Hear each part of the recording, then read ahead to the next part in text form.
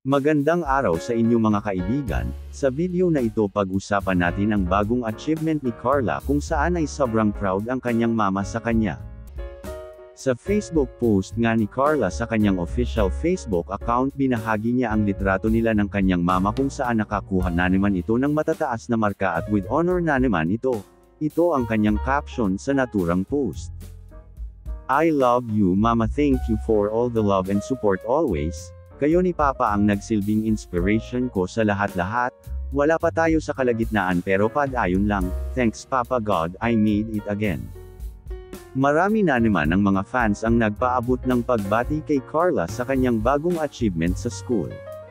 At sobrang saya ang mga ito dahil kahit sobrang busy ni Carla ay nakakakuha pa rin ito ng matataas na marka at honor. Kaya marami na naman ang napabilib sa dalaga, at maganda itong regalo ni Carla kay Kuya Rab dahil pinapakita lang nito na seryoso talaga ito na abutin ang kanyang pangarap na makapagtapos ng pag-aaral at maging isang guro. At deserve talaga ni Carla ang matulungan dahil sa kanyang pinapakitang dedication sa buhay. Ano po ba ang masasabi niyo mga kaibigan sa bagong achievement ni Carla? Please comment down below at pag-usapan natin yan sa susunod nating video.